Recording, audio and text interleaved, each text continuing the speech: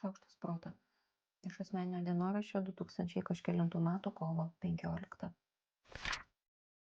Ką darysi? Vėl laikas rašyti apie nerimą. Didelį, slogų tirštą lendantį už apykaklės ir graužiantį akis.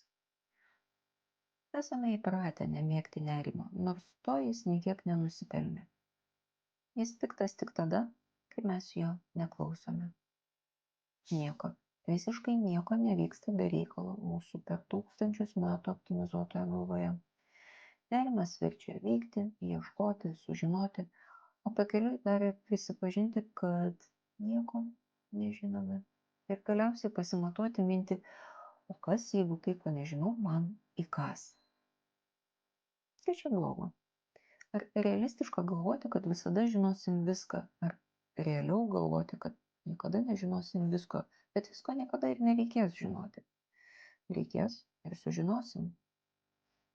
Nerimas ir sako, štai metas, reikia sužinoti, nes pas mane užrašyta, kad dar nežinom. O kas jeigu? Ne, iš tiesų, o kas? Į šitą klausimą reikia atsakyti, vengti jo nėra jokios prasmės, geriau žinoti, ar kanda, ar nekanda, gal labai maloniai murkia, o gal labai nemėgsta česnako. Ir tada turėti to, ko reikia, česnako ar ramybės. Tai gal nerimas labai vargina. Na, taip, tai aktyvi būsena, bet ar jį tikrai iš kokio dyko buvimo, iš visiško neturėjimo ką veikti ima ir prikimba.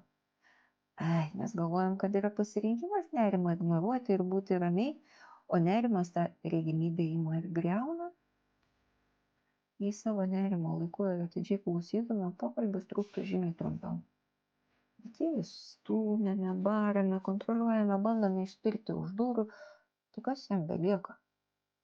Ar turim rūpestingesnį jausmą, kuris taip atidžiai viską aplinkui stebėtų, siūlytų idėjas, rūšiuotų ir rūšiuotų prioritetus, palaikytų reikalingą jėgų lygį? Na, gerai, yra kandidatų, bet jie nemėgsta nei tartis, nei kalbėtis, jie valdo. O nerimas švelnus. Nuoseklus, bet švelnus. Jeigu jo klausomės. Kas belieka, jeigu metų metais mokomės jį vadinti blogiausiais vardais ir vengti lyg nelabas išvesto vandens? Neretoriškai klausiu iš tiesų. Ką darytumėt nerimo vietoje, jeigu jūsų paskirtis tik viena – saugoti, o jūsų ištisai neklauso? Gal tegul šiandien būna ta diena, kai sėsit prie stalo, paklosit tuščią lapą nerimo prigulti ir galiausiai viską klausydami užsirašysit. Gal nėra tiek daug ir taip blogai? Gal daug klausimų galite atsakyti, net jeigu jie atrodo fantastiški? Važinos, kad ne taip retai sakysit, na, tada nieko nedarysiu, ką jau beliks daryti.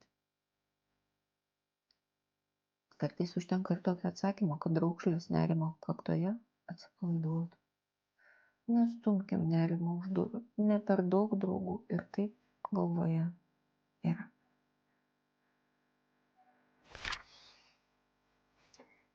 Aš Monika Kuzminskaitė, sveikatos ir mitybos psichologė, padedu spręsti kasdienius ir sudėtingus elgesio, mąstymo ir emocijų klausimus. Rašau, skaitau paskaitas, teikiu psichologinės konsultacijas. Mane rasit socialiniuose tinkluose vardu Šaukštas proto arba gyvai Vilniuje Goštauto gatvėje. Rašykit man asmeninę žinutę socialiniuose tinkluose arba elektroniniu paštu adresu šaukštas.proto@gmail.com. Taikos ir ramybės.